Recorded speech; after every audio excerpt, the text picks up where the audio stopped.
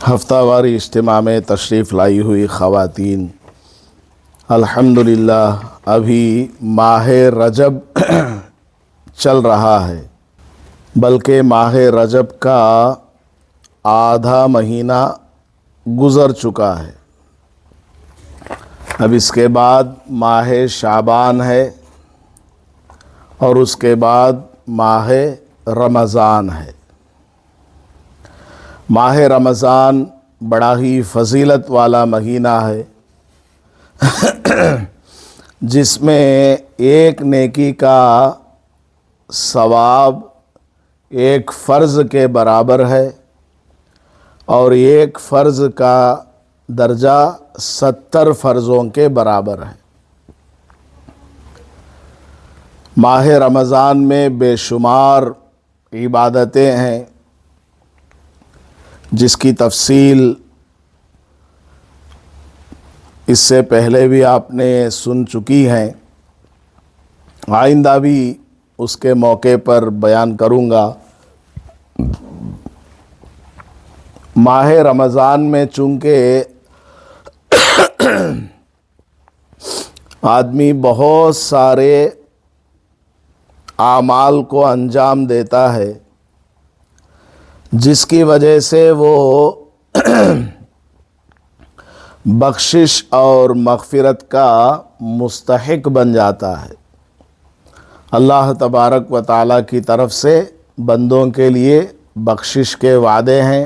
ماہ رمضان میں خاص کر اللہ تبارک و تعالیٰ کی رحمت بندوں کی طرف متوجہ ہوتی ہے۔ اس لیے ماہ رمضان آنے سے بہت پہلے ماہ رجب کا چاند جیسے ہی نظر آتا تو رسول اللہ صلی اللہ علیہ وسلم یہ دعا مانگا کرتے تھے: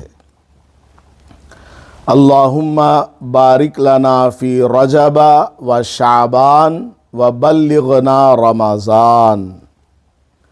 اے اللہ، ماہ رجب اور ماہ شعبان میں ہماری زندگیوں میں برکت نازل فرما، ہماری زندگیوں کے اندر بڑھوتری ہو، یعنی ہماری عمر دراز ہو، ہم ابھی فوت نہ ہو جائیں، ہمیں ابھی موت نہ آئے، بلکہ ہم ماہ رمضان تک زندہ رہیں اور ماہ رمضان کو پالیں اور ماہ رمضان میں خوب سے خوب عبادت کریں۔ تقریباً ایک ہفتے سے میری طبیعت ٹھیک نہیں ہے، اس لیے تھوڑا آواز کے اندر فرق ہو رہا ہے، بیچ بیچ میں تھوڑا گلا بیٹھ جاتا ہے۔ خیر، دعا کیجیے اللہ تعالیٰ مجھے شفاء کاملہ عاجلہ مستمرہ دائمہ عطا فرمائے، صحت اور تندرستی عطا فرمائے، آمین۔ تو رسول اللہ صلی اللہ علیہ وسلم یہ دعا مانگا کرتے تھے: اللہم بارک لنا فی رجب و شعبان۔ اے اللہ، ماہ رجب میں اور ماہ شعبان میں ہماری زندگیوں میں برکت عطا فرما۔ حضور صرف اپنے لیے دعا نہیں مانگ رہے ہیں، بلکہ کیا فرمایا؟ بارک لنا۔ لنا کا مطلب ہم سب کے لیے، بارک لی نہیں فرمایا، بارک لنا۔ تو اس سے بھی اندازہ لگایا جا سکتا ہے کہ حضور صلی اللہ علیہ وسلم ہمیں اپنی دعاؤں میں یاد رکھا کرتے تھے۔ تو خیر، ماہ رجب اور ماہ شعبان یہ 2 مہینے بہت قیمتی اور اہمیت والے مہینے ہیں، کیونکہ ماہ رمضان آنے سے پہلے یہ مہینے ہیں۔ تو ماہ رمضان کی تیاری ان 2 مہینوں میں ہمیں کر لینا ہے۔ رمضان آنے والا ہے، اس لیے ان 2 مہینوں میں جو بھی آپ کے سفر ہیں، اہم کام ہیں، ان سے آپ کو فارغ ہو جانا ہے، تاکہ ماہ رمضان میں آپ کے ذمے کوئی بڑا کام نہ ہو اور آپ یکسوئی کے ساتھ، کانسنٹریشن کے ساتھ، کامل توجہ کے ساتھ روزہ رکھ سکیں، 20 رکعت تراویح پڑھ سکیں، روزانہ 5 پارے 10 پارے قرآن کی تلاوت کر سکیں، روزانہ 1000 مرتبہ درود شریف، 1000 مرتبہ کلمہ، 1000 مرتبہ استغفار۔ تو ابھی سے اپنے آپ کو ماہ رمضان کے لیے تیار کرنے کی سخت ضرورت ہے۔ علماء فرماتے ہیں کہ ماہ رجب یعنی ابھی جو مہینہ چل رہا ہے یہ بیج بونے کا زمانہ ہے، جیسے کھیت میں زمین میں بیج کو ڈالا جاتا ہے، اور ماہ شعبان پانی ڈالنے کا زمانہ ہے، یعنی اس میں کھیت میں پانی ڈالیں گے تو فصل نکل کر کے آئے گی، اور ماہ رمضان کھیتی کو کاٹنے کا زمانہ ہے۔ تو رجب کے اندر بیج بونا، شعبان کے اندر سیراب کرنا یعنی پانی ڈالنا، اور رمضان کے اندر کھیتی کو کاٹنا۔ کیا مطلب ہے اس کا؟ ماہ رجب کے اندر بیج بونا ہے، یعنی اعمال جو ہم اس سے پہلے نہیں کر رہے ہیں ان کو شروع کر دینا۔ اب تک کوئی نماز نہیں پڑھتی آئی ہے، اب شروع کرے، رمضان آ رہا ہے، اب تو نماز پڑھو۔ اب تک قرآن کریم نہیں پڑھا کرتی تھی کوئی عورت، اب شروع کرے، اب قرآن پڑھنا شروع کرے۔ ذکر نہیں کیا کرتی تھی، درود نہیں پڑھا کرتی تھی، استغفار نہیں کیا کرتی تھی، اب تو شروع کرو، رجب آ گیا ہے۔ اب شروع کیا، نماز بھی پڑھ رہی ہے عورت، قرآن بھی پڑھ رہی ہے، ذکر بھی کر رہی ہے، درود پاک بھی پڑھتی ہے، استغفار بھی ہے۔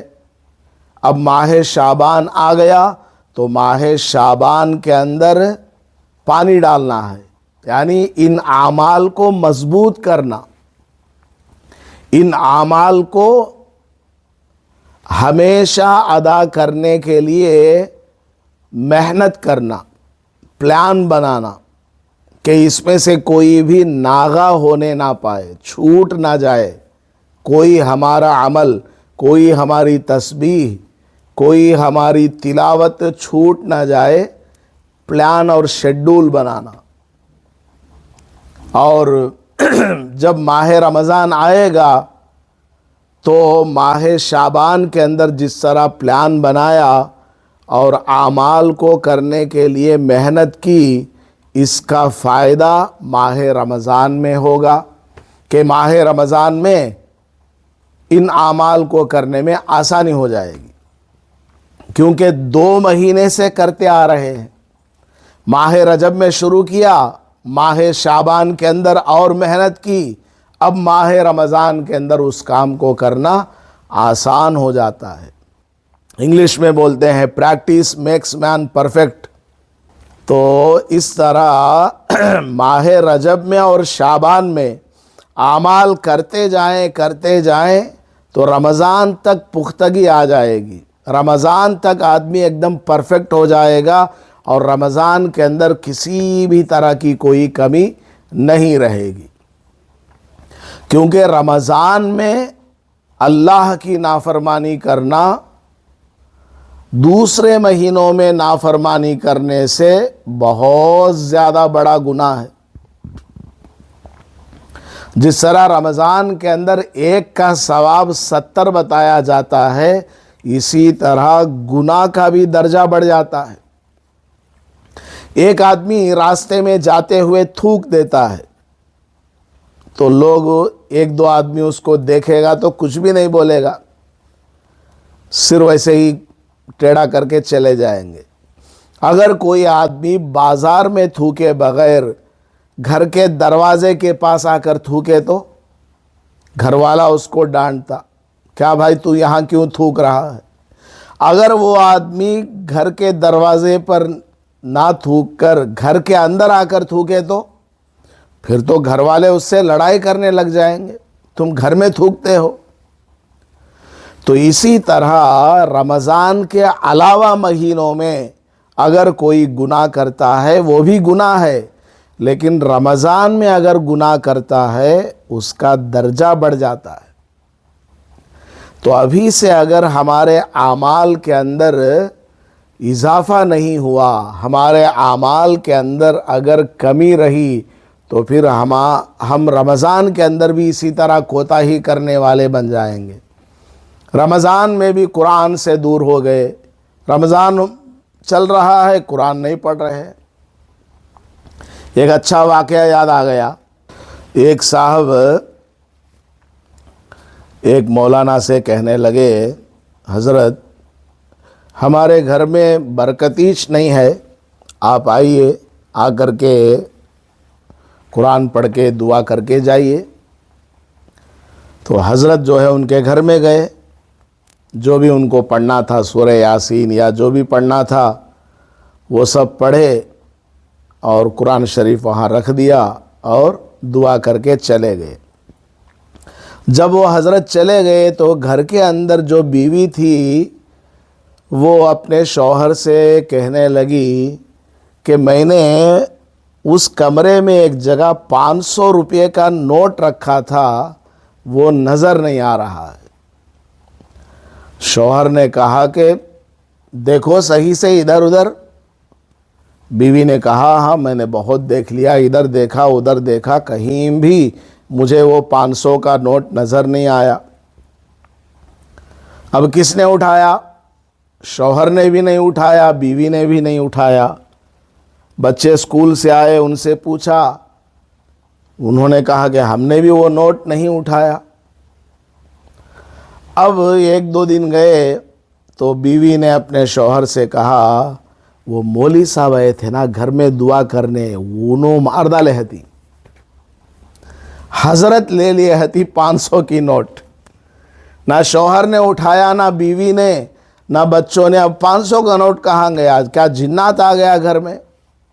اب مولوی صاحب کے اوپر ڈاؤٹ آ گیا، حضرت آئے تھے دعا کرنے، انہوں اٹھا لے رہتی۔ لیکن وہ جو آدمی تھا اس کو ڈر ہوا، بیوی کو بھی وہ ڈانٹنے لگا، کیا کہتی ہے شرم نہیں کیا گئے، مولوی صاحب ہنگامہ رکھتی نا۔ بیوی کو بھی وہ ڈانٹنے لگا اور ڈرنے بھی لگا کہ حضرت سے کیسا پوچھنا، کیا تمہیں کیا تو اٹھیں کیا حضرت پرپاٹ سی خرچاں گنے ہنگر گو۔ خیر حضرت سے اس نے پوچھا نہیں۔ بیوی نے 1-2 دن کہا، پھر چھوڑ دیا، یاد نہیں دلایا۔ 1 دن گزرا، 2 دن گزرا، 1 مہینہ گزرا، 1 سال گزر گیا، شوہر نے کبھی بھی مولوی صاحب سے پوچھا نہیں۔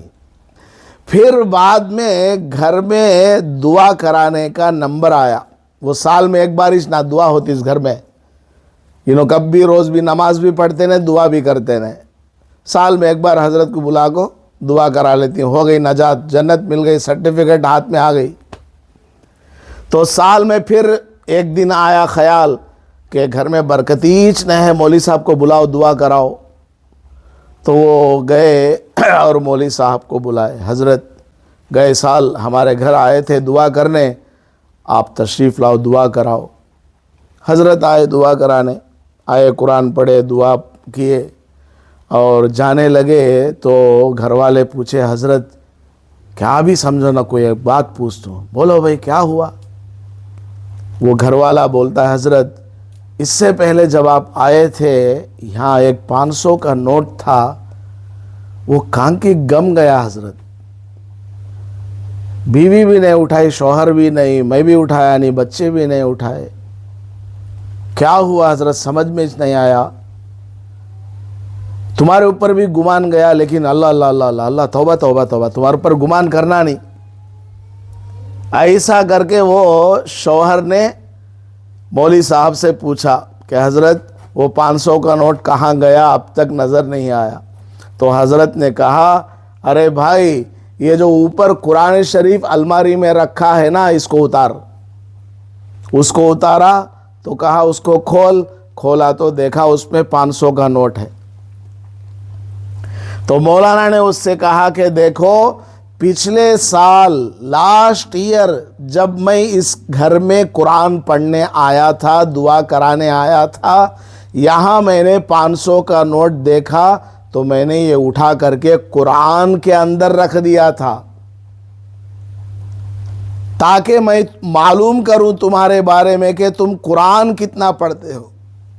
آج مجھے پتا چلا 1 سال گزر گیا ہے، تم نے اور تمہاری بیوی نے قرآن کو ہاتھ بھی نہیں لگایا ہے. اگر تم نے قرآن کو ہاتھ لگایا ہوتا، قرآن کو پڑھا ہوتا، کم از کم صاف کرنے کے ارادے سے، کم از کم قرآن کو دیکھنے کے ارادے سے تم نے کتاب کو کھولا ہوتا تو اس میں 500 کا نوٹ تمہیں مل جاتا. اب بتاؤ تمہارے گھر میں برکت کیسے آئے گی؟ سال میں 1 مرتبہ گھر میں قرآن پڑھ لینے سے، دعا کر دینے سے برکت آ جائے گی. تو میں نے یہ واقعہ آپ کو اس لیے سنایا تاکہ آپ کے ذہنوں میں یہ بات رہے کہ ہمیں ہمیشہ موت تک مسلمان بن کر کے رہنا ہے. ایسا نہیں ہے کہ صرف رمضان کے مسلمان بن کر کے رہ جائیں. اب تک زندگی جیسی گزری ہے، اب تو کم از کم ارادہ کریں. رمضان بھی قریب آنے والا ہے، اب کم از کم جس کو نماز نہیں آتا وہ دوسری معلمہ خاتون سے نماز کو سیکھے، وضو کا طریقہ سیکھے، مسواک کیا ہے، غسل کے فرائض کیا ہیں، نماز میں پڑھی جانے والی دعائیں، سورتیں، التحیات، دعائے قنوت، دعائے معصورہ، ان تمام چیزوں کو سیکھنا. اور جن کو قرآن شریف پڑھنے نہیں آتا وہ بھی قرآن شریف پڑھنا سیکھیں. تو اب ارادہ کریں گی تو انشاءاللہ دھیرے دھیرے اللہ تبارک و تعالی آپ کی نیت کے موافق آپ کو عمل کی توفیق دے گا. اور اسی طرح بچوں کو بھی سکھانا، بچوں کو بھی سمجھانا. آج ہمارے بچوں کو فلم اسٹاراں کے نامہ معلوم، وہ موبائل میں آتے سو گیماں کے نامہ معلوم. آج ہمارے بچوں کو کرکٹ پلیئرز کے نام معلوم ہے اور لیڈروں کے نام معلوم ہے، شہروں کے نام معلوم ہے. اگر معلوم نہیں تو پیغمبروں کے نام معلوم نہیں، مہینوں کے نام معلوم نہیں. اپنے بچوں کو سکھانا کہ بیٹا یہ مہینہ رجب کا ہے، رجب میں ہمارے نبی نے ہم کو یہ فرمایا ہے،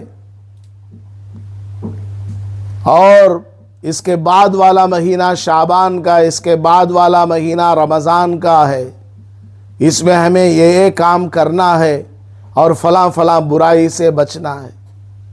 تو اپنے بچوں کو مہینوں کے نام یاد کروانا اور ہر مہینے سے متعلق جو بھی صحیح بات آپ کو معلوم ہے وہ ان کو بتانا. اور جو آپ یہاں سنتی ہیں بیان میں اور سبق میں، ان میں سے جو بات آپ کو سمجھ میں آئی وہ اپنے بچوں کو سکھانا، پڑھانا. تب جا کر کے بچوں کی زندگی بدلے گی، ورنہ ویسے ہی رہ جائیں گے. آ رہے ہیں جا رہے ہیں، آ رہے ہیں جا رہے ہیں، وقت گزر رہا ہے، ہفتے کے ہفتے گزر رہے ہیں، کوئی فائدہ نہیں ہو رہا. کیا بھی فائدہ نہیں بھائی. کیا آپ بھانگ جاتے ہیں گتے نا اجتماع، کیا تو کیا فائدہ نہیں. چائے پی لے گئے تھی، موز کھا لے گئے تھے. ہمارے اندر عمل کا ارادہ نہیں ہے. ڈاکٹر کے پاس آدمی گیا، بخار ہے، سردی ہے، ڈاکٹر کے پاس گیا، ڈاکٹر نے دوائی دی، یہ ٹانک ہے، یہ ٹیبلٹ ہے، اس کو صبح میں 1 بار، شام میں 1 بار پینا ہے، ٹیبلٹ کو دوپہر میں کھانا ہے. تو اس کے بتائے ہوئے ٹائم ٹیبل کے مطابق دوائی کو وہ مریض استعمال کرے گا تب اس کو فائدہ ہوگا.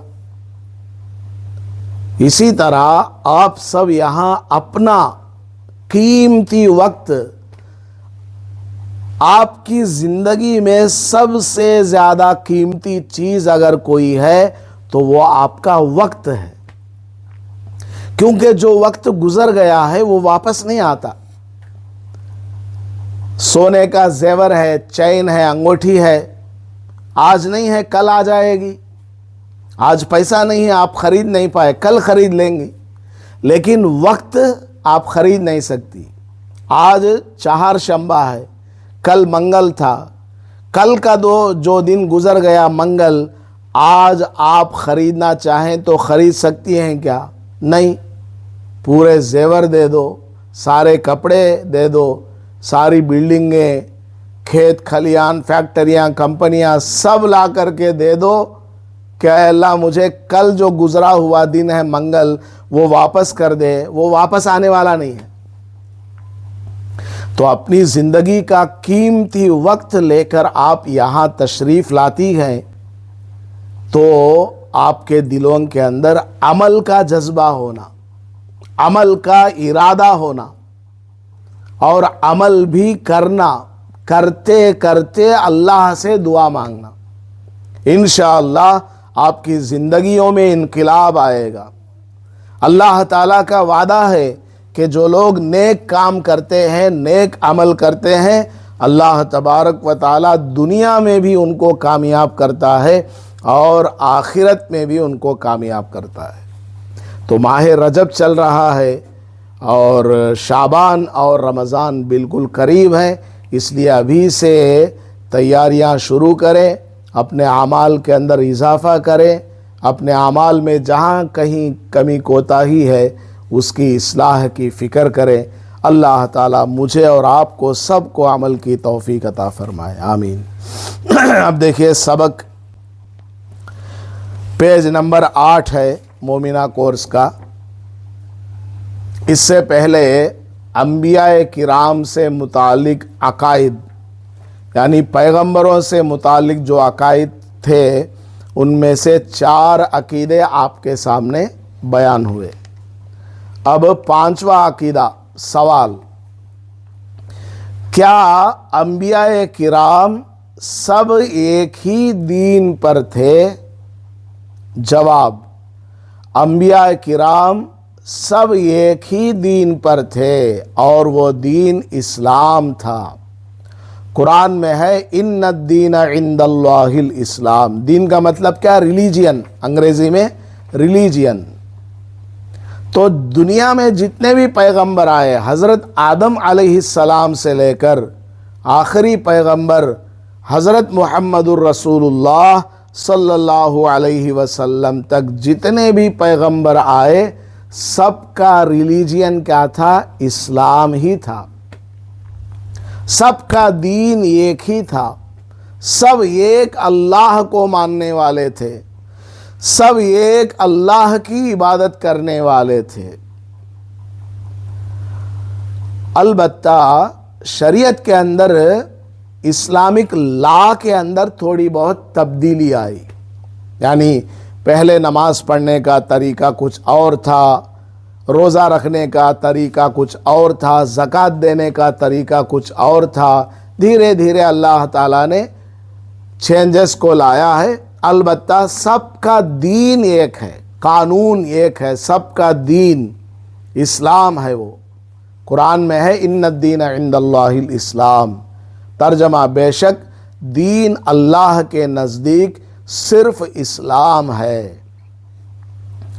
سوال نمبر 6: کیا انبیاء میں فضیلت کا فرق ہے؟ یعنی کم و بیش 1.25 لاکھ پیغمبر دنیا میں تشریف لائے ہیں. کیا یہ سارے کے سارے نبی برابر ہیں یا کچھ ان میں ڈیفرنس بھی ہے کہ ان میں کوئی بڑا ہو کوئی چھوٹا ہو؟ اس طرح کا کوئی ڈیفرنس بھی ہے کیا؟ یہ پوچھنا چاہتے ہیں سوال میں. سب انبیاء افضل ہیں لیکن بعض کو بعض پر فضیلت دی گئی ہے. قرآن میں ہے تلک الرسل فضلنا بعضهم علی بعض. ترجمہ: یہ رسول ہیں جن میں سے ہم نے بعض کو بعض پر فضیلت دی ہے. یعنی دنیا میں 1,24,000 کم و بیش پیغمبر تشریف لائے ہیں. سب پیغمبر ہیں لیکن درجے کے اعتبار سے، مقام کے اعتبار سے، فضیلت کے اعتبار سے اللہ تعالیٰ نے کسی کو بڑا بنایا، کسی کو ان سے بڑا بنایا، کسی کو ان سے بڑا بنایا، اور کسی کو سب سے بڑا بنایا۔ جیسے ہمارے نبی حضرت محمد الرسول اللہ صلی اللہ علیہ وسلم سب سے بڑے پیغمبر ہیں۔ تو پیغمبر تو سب ہیں، لیکن فضیلت کے اعتبار سے ان میں تھوڑا بہت ڈیفرنس ہے بس۔ سوال نمبر، کیا انبیاء نے کبھی دنیاوی اجرت طلب کی ہے؟ یعنی یہ جتنے پیغمبر ہیں لوگوں کو اللہ کی طرف بلایا کرتے تھے، انہوں نے کبھی لوگوں سے اجرت، معاوضہ، سیلری لی ہے؟ سیلری، تنخواہ لی ہے؟ جواب نہیں۔ انبیاء نے کبھی دنیاوی اجرت طلب نہیں کی۔ جتنے پیغمبر دنیا میں تشریف لائے سب نے لوگوں کو اللہ کی طرف بلایا، کسی سے بھی کوئی سیلری نہیں لی، تنخواہ نہیں لی، بلکہ ان کا مقصد صرف ہدایت دینا تھا۔ تمام پیغمبروں کا مقصد کیا تھا؟ صرف ہدایت دینا، لوگوں کو اللہ کی طرف بلانا۔ قرآن میں ہے وَمَا أَسْأَلُكُمْ عَلَيْهِ مِنْ أَجْرٍ، ترجمہ، اور میں تم سے اس دعوت پر کوئی اجرت نہیں مانگتا۔ یعنی میں جو تم کو دعوت دے رہا ہوں، اللہ کی طرف بلا رہا ہوں، اللہ کے قرآن کی طرف، آسمانی کتاب کی طرف بلا رہا ہوں کہ تم اللہ کے بندے بن جاؤ، ایک اللہ کی عبادت کرنے والے بن جاؤ، یہ جو دعوت یہ پیغمبر دیا کرتے تھے، اس کے بدلے میں یہ پیغمبر کوئی تنخواہ نہیں لیتے تھے، کوئی سیلری نہیں لیتے تھے۔ اب سوال پیدا ہوتا ہے، مسجد کے اماماں کو درما ایک دینا، مدرسے میں پڑھانے والے ٹیچرز کو تنخواہ کیوں دینا ہے؟ حضرت ابو بکر صدیق رضی اللہ تعالیٰ عنہ خلیفہ ہوئے، حضور کے بعد امیر المومنین خلیفہ ہوئے۔ آپ لوگوں کے مسئلے مسائل حل کرتے تھے، نماز پڑھاتے تھے مسجد نبوی میں۔ خلافت کے امور کو حضرت ابو بکر رضی اللہ تعالیٰ عنہ سنبھالا کرتے تھے۔ ایک دن کیا ہوا، حضرت عمر رضی اللہ تعالیٰ عنہ اور دوسرے صحابہ نے دیکھا کہ حضرت ابو بکر رضی اللہ تعالیٰ عنہ مزدوری کرنے کے لیے نکل پڑے ہیں۔ حضرت عمر نے اور دوسرے صحابہ نے پوچھا، اے امیر المومنین، کیا بات ہے؟ آپ تو امیر المومنین ہیں، ہم سب کے امیر ہیں، آپ یہاں مزدوری کرنے کے لیے کیوں جا رہے ہیں؟ آپ اپنے گھر پر رہیے۔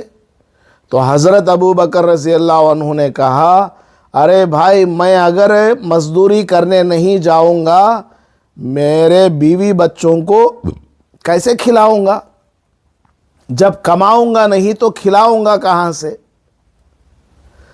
تب حضرت عمر رضی اللہ عنہ نے اور دوسرے صحابہ نے مل کر کے طے کیا کہ اگر اس طرح حضرت ابو بکر امت کا کام چھوڑ کر کے دنیا کے کاموں میں لگ جائیں، کاروبار میں لگ جائیں، مزدوری میں لگ جائیں گے تو امت کا نقصان ہوگا۔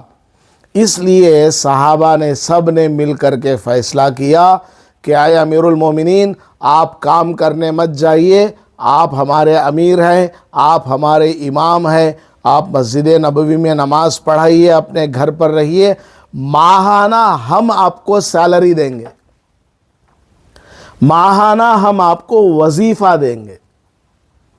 تو دنیا میں جتنے پیغمبر آئے، پیغمبروں نے کبھی بھی کسی سے کوئی اجرت نہیں لی۔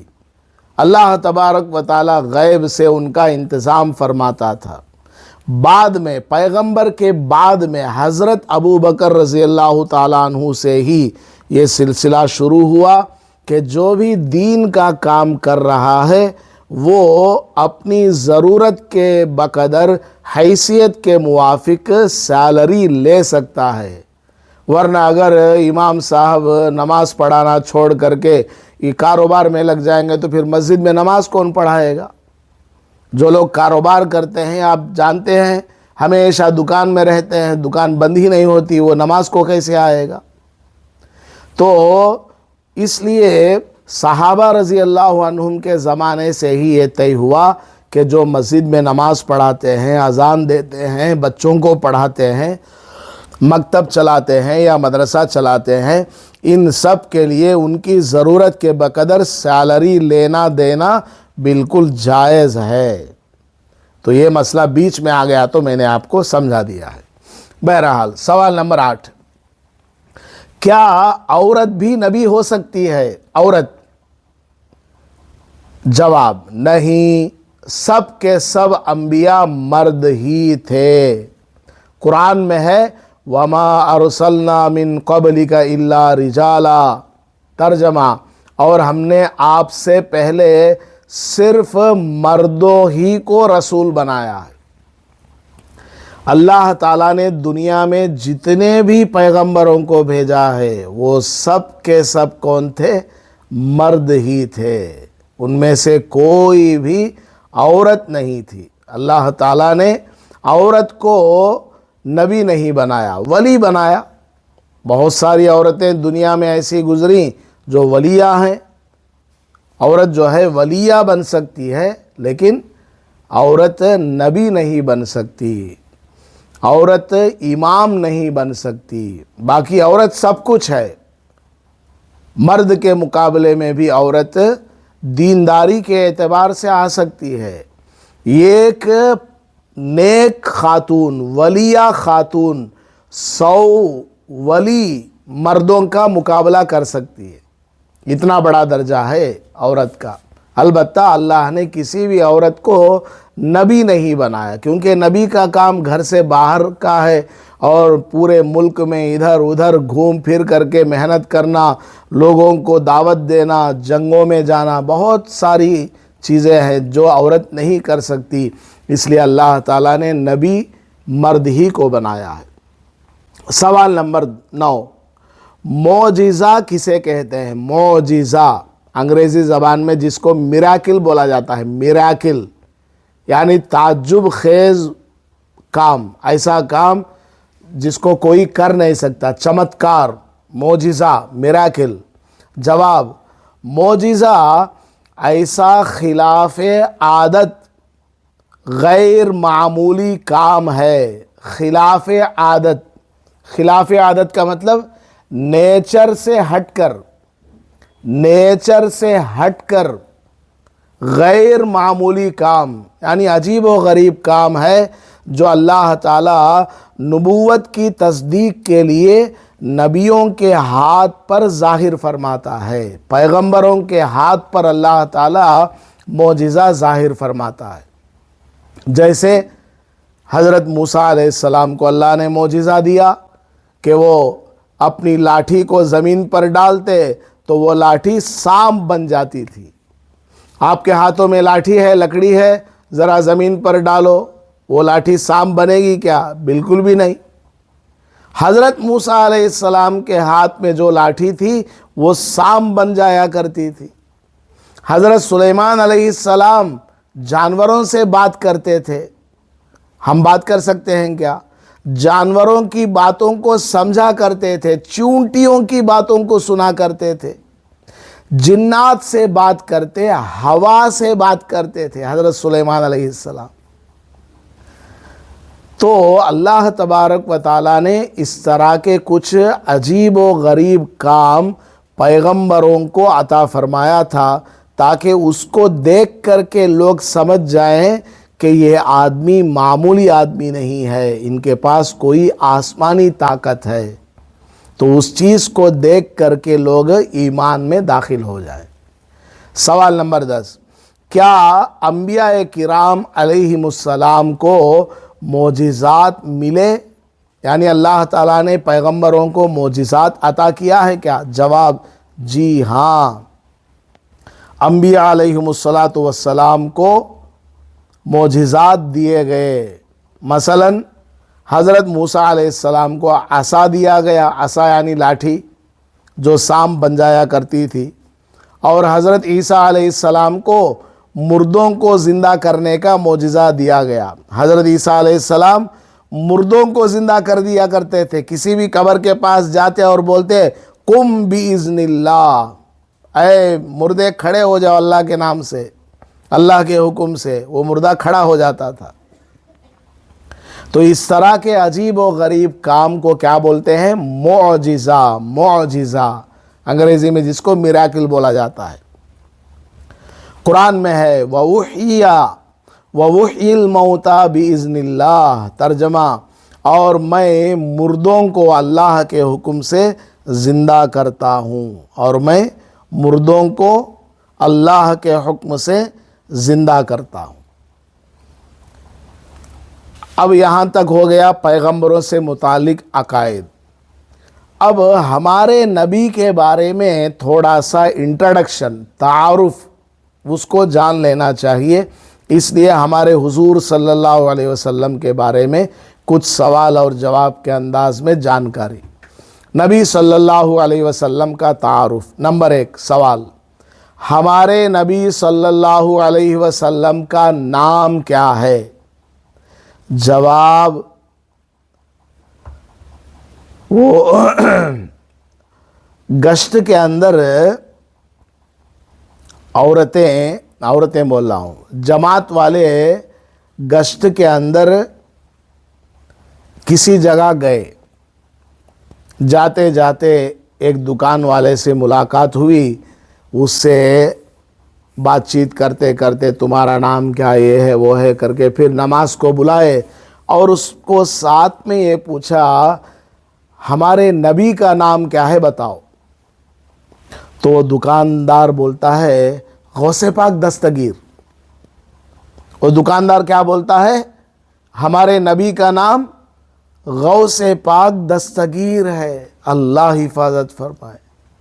غوث پاک دستگیر تو نبی نہیں تھے، غوث پاک دستگیر تو بہت بڑے اللہ کے ولی تھے، صحابی بھی نہیں تھے، ولی تھے وہ بہت بڑے۔ اور ان کو یہ آدمی دکاندار نبی بول رہا ہے۔ یعنی ہمارے مسلمان اس قدر دین سے دور ہیں کہ ان کو ہمارے نبی کا نام بھی نہیں معلوم ہے۔ تو دیکھیے جواب، ہمارے نبی صلی اللہ علیہ وسلم کا نام حضرت محمد صلی اللہ علیہ وسلم ہے۔ اصل میں نام کیا؟ محمد ہے، بس محمد۔ وہ ہم جو ہے عزت کے لیے، ریسپیکٹ کے لیے شروع میں حضرت بولتے ہیں اور آخر میں درود شریف صلی اللہ علیہ وسلم بولتے ہیں، ورنہ حضور کا نام کیا؟ محمد۔ قرآن میں ہے محمد الرسول اللہ، محمد اللہ کے رسول ہیں۔ محمد کیا ہے؟ اللہ کے رسول ہیں۔ سوال نمبر 2، نبی صلی اللہ علیہ وسلم کے والد کا نام کیا ہے؟ ہمارے نبی کے ابا کا نام کیا ہے؟ جواب، نبی صلی اللہ علیہ وسلم کے والد کا نام حضرت عبداللہ ہے۔ عبداللہ، ہمارے حضور کے ابا کا نام کیا؟ عبداللہ۔ سوال نمبر 3، نبی صلی اللہ علیہ وسلم کی والدہ کا نام کیا ہے؟ امی کا نام۔ جواب، نبی صلی اللہ علیہ وسلم کی والدہ کا نام حضرت آمینہ ہے، حضرت آمینہ ہے۔ سوال نمبر 4، نبی صلی اللہ علیہ وسلم کے دادا کا نام کیا ہے؟ جواب، نبی صلی اللہ علیہ وسلم کے دادا کا نام عبد المطلب ہے۔ آگے جو لکھا ہے بریکٹ میں وہ سب ریفرنس ہے، کتاب کا نام مسلم ہے، بخاری ہے، فلاں پیج نمبر میں لکھا ہے، یہ ریفرنس ہے۔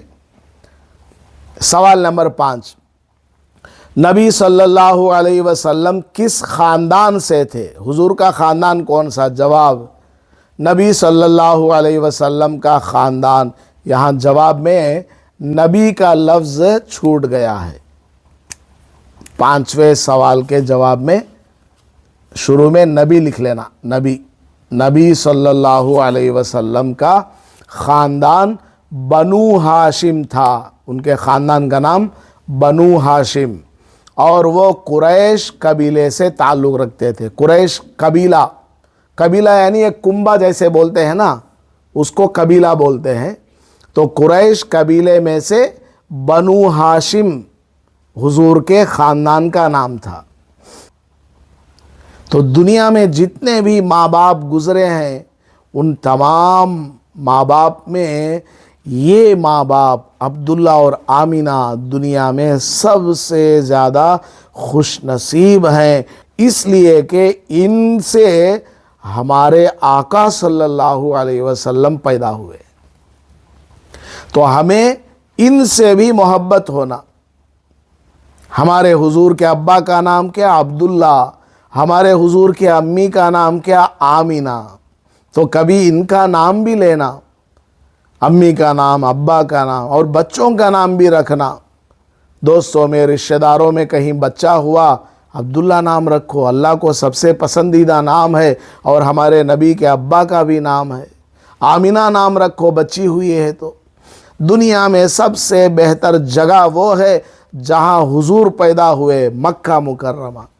جہاں حضور تشریف لے گئے دنیا میں، وہ سب سے بہترین جگہ ہے مدینہ منورہ۔ پورے ملک عرب میں آپ صلی اللہ علیہ وسلم تشریف لے گئے۔